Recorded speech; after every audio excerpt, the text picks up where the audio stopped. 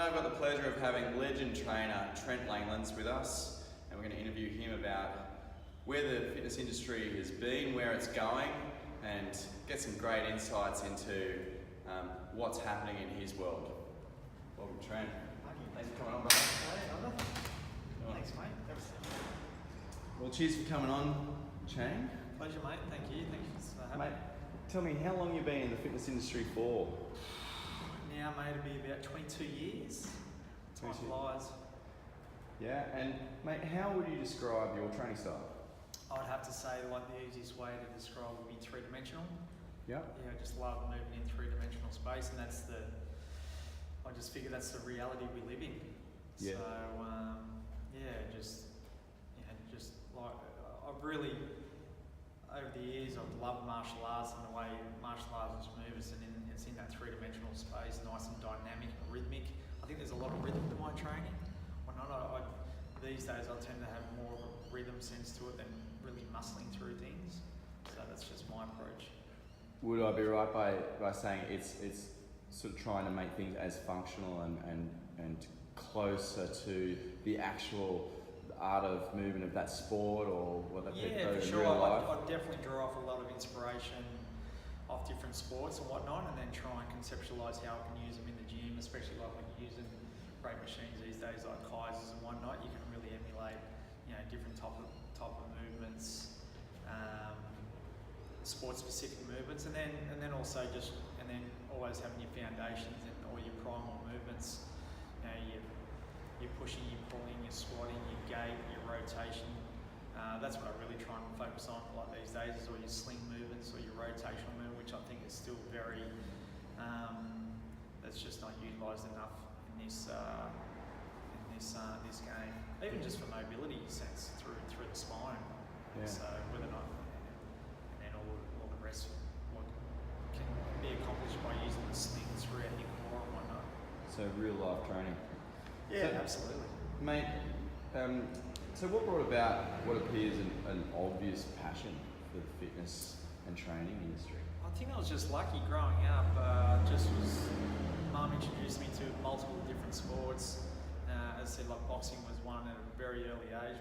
My earliest memories was being in and out of a boxing gym, and then just going from there and always just throwing my hand up in different sports and whatnot, and then come to when I was about 16, really just had a passion for actual training.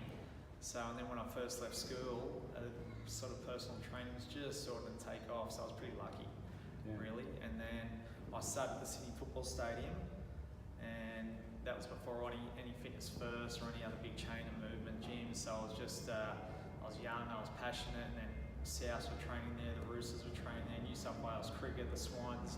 So I just had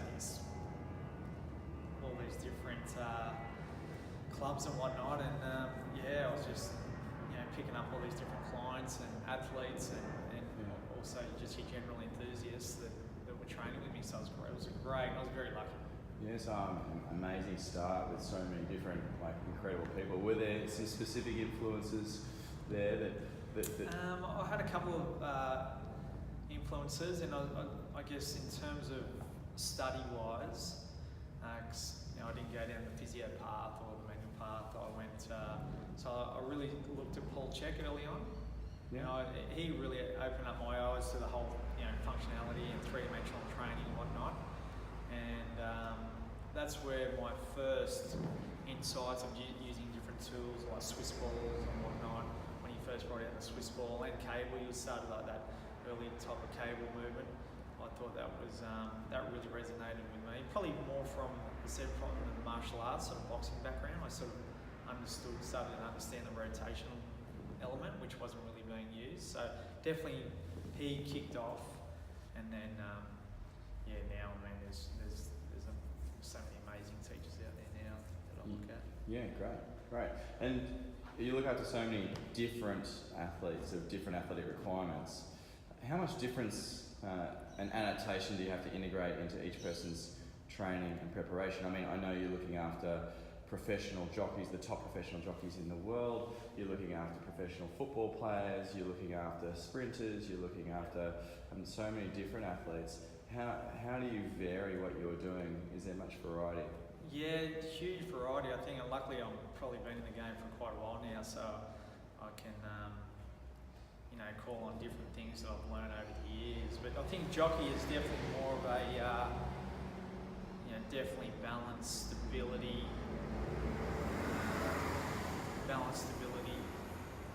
core strength work, and also just, I try and do a lot of specific work, but also, these guys are on top of horses or whatnot all day, every day. I just don't try and, do so much specific work. I try and improve them as human beings.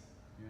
They're in certain positions, all day long riding horses. I try and improve their functionality as a human. And I think by doing that, it improves their performance on a horse by giving them so much more variability, which adds to adaptability. So it's thinking outside the sport as well. Yeah, absolutely. Yeah. And I think, I use different tools like foam rollers and Swiss balls and trampolines and whatnot. I think, and I find, personally, and I think any athlete like a high-end jockey or a skateboarder or a surfer understands using different modalities in terms of floor surface. So, for proprioception and correcting wrongs and asymmetries in the body and whatnot. I think different surfaces can be used so well if you know what you're doing, and I think I do know what I'm doing with them. It's funny, I think at times, you come across, people in, from a powerlifting background or a weightlifting background and don't understand stability, and I could argue with them all day. They just don't understand high-end stability. So, and it's just like talking apples and oranges. So I just don't even try and go there with those type of people now. As I said, they come online, they try and attack you a little bit, especially with the success that I had through the jockeys, and you get a bit of profile and whatnot, and people try and attack you. And I think it's quite interesting from that perception of people try and, I've got things to say, but don't understand the concepts behind it. I find that really interesting. So, and I think with the footballers, that's more, try and really work on, efficient gait movement, three-dimensional movement, explosive, plyometric, using different things like, I might do things like ladders, a little bit of ladders, but I mean, you're really not loading up your fascia and your you're not getting that force production with ladders, but it's more about proprioception, and then I'll come into ladders and whatnot, and your box jumps and your hurdles and whatnot like that, and I just try and use them, and then just use them in a three-dimensional space, and just just the chaos of what goes on in a football field. You can't even quantify all the different types of movements. So I just try and be quite creative, and I get a lot of inspiration from a lot of the NFL coaches and sprint coaches, and they're some of the stuff they're doing overseas is just phenomenal. All the movement and whatnot. Great. So I hear great influences from different sports, keeping it fairly global for all different athletes. And then some specificity for those athletes for their sport. Is there an athlete in there which is the most difficult to prepare with all that being said?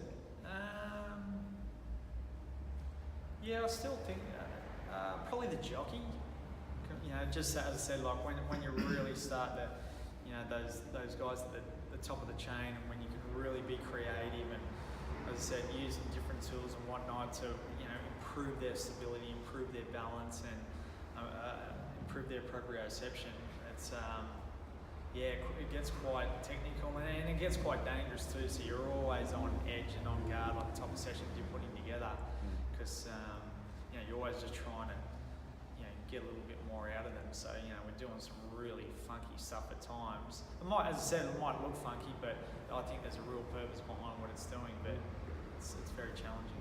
Well, mate, you've obviously been super successful in preparing the guys that you're working with. They're at the top of their game.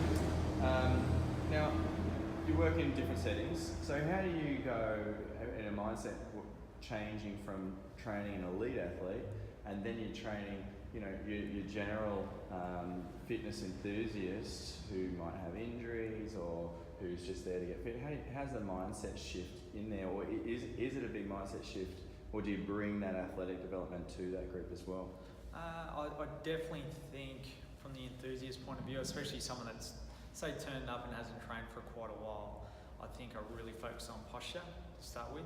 I think that's the fundamental of, doesn't matter if you're an athlete or an enthusiast, if you haven't got you can't work on someone's posture.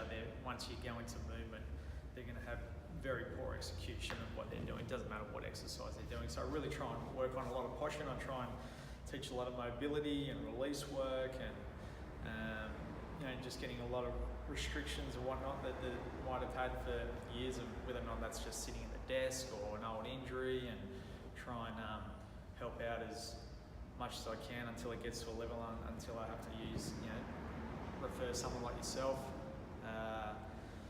And then it's just such an adaptation phase. Like it's more of a slow burner, that's for sure. And just slowly progress them. And the end goal is to show them that little carrot and say, look, this is what you can do down the track. Move really efficiently in that three-dimensional spaces and have great functionality, which is what we all should inspire to be. It's a real slow burn adaptation, I believe. I do witness that from you. I witness the fundamental movement, posture and techniques, but this real drive to open doors for people so that they feel that they can end up doing anything, which is great. And I think that's why people love your training and love your classes so much. I think it's more too just like the cognition of it. Yeah. I think there's a lot of, the traditional training, like doesn't test your cognition out, and it doesn't really, to me, it gets quite boring and whatnot, and lifting weights and whatever floats your boat, whatever you want to do. If you want more the aesthetic look, great. But to me, it's a lot more than that.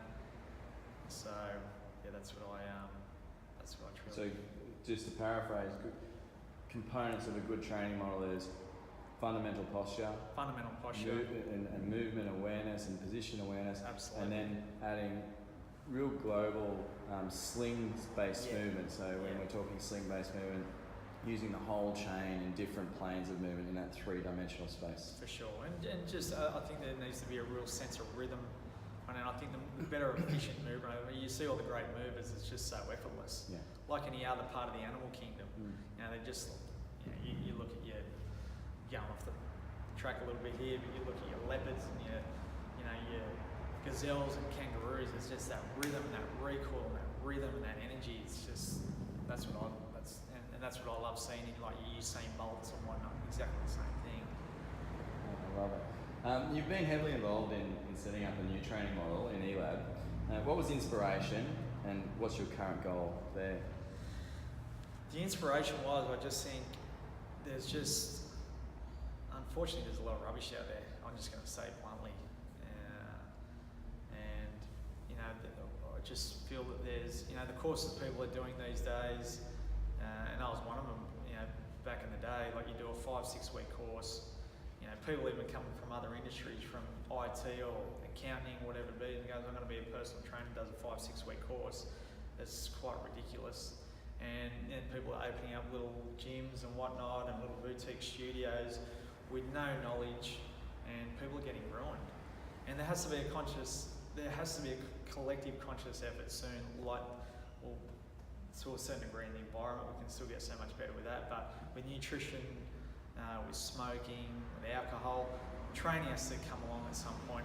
The light's got to go on, people go, look, all this nonsensical stuff that we're doing has to come to an end, and there has to be a lot more intelligence and education and care, and that's why ELAB was started, because too many people are getting ruined out there, and then we really want to help people and care and see people move optimally and be healthy and happy, and that's where the whole inspirations come from, for sure. And at the moment, I still think we're sort of a detriment to ourselves. We're ahead of the game, and unfortunately, people don't can't decipher what the difference between us and other models are.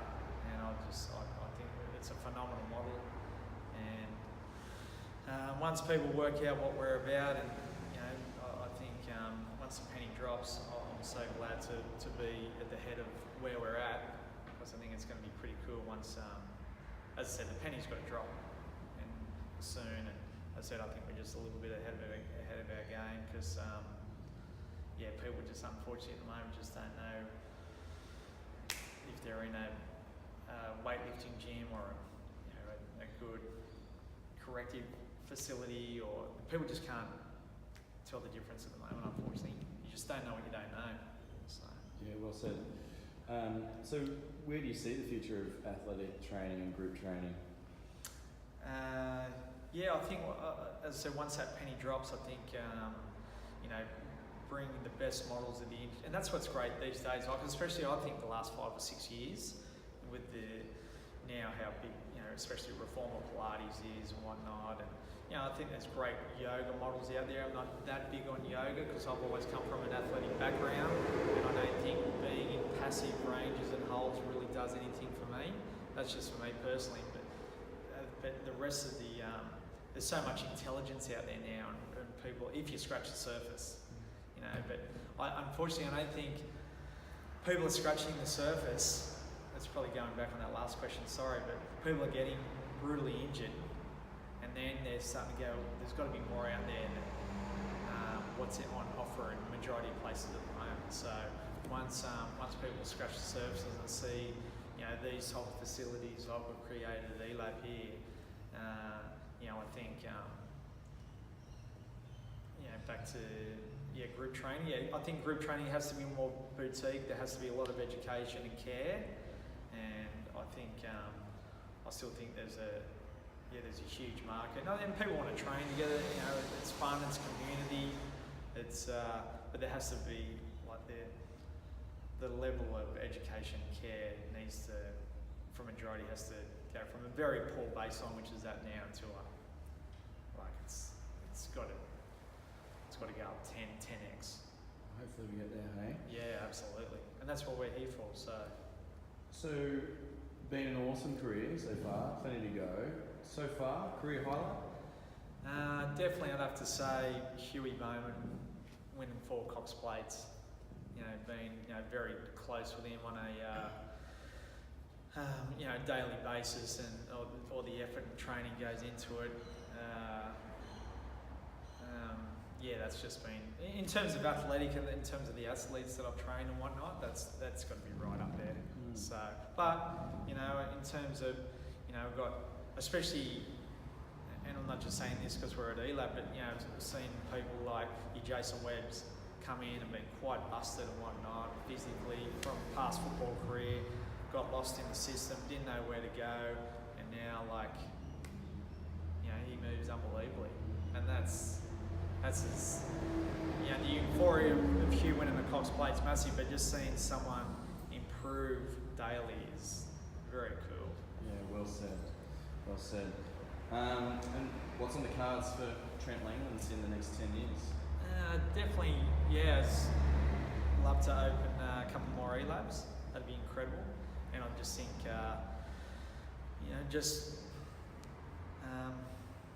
put my money where my mouth is, and I've got to continue to study and be progressive, so that's what's on the cards. A lot more study and whatnot. Not that I have not a real interest in going down the manual therapy, but I still want to stay on this side of the fence and on the practical side of things. But I just really want to continue studying and learning. You just can't stop learning, so that's the goal for sure. Any favourite quotes to finish with, mate? I was meant to get one out for you, but it was a Muhammad Ali one, and it's about repetition, and the more you can, and I think especially in this type of industry, executing movement is all about repetition. But the one thing I can't, and I like to think I give a lot of people a lot of challenges and whatnot, and I just can't stand that phrase. Oh, I can't do that. I can't do that. It's about progression. That's what life's about, is repetition of executing movement and then moving on. Yeah, for sure. Well, we'll get it and we'll put it up on the interview so everyone can see it. Well, Trent, you're a legend of the game. Thanks for coming on, mate. Appreciate it. Pleasure, And thank you, mate. well done. Thanks, pal. Cheers. Thanks.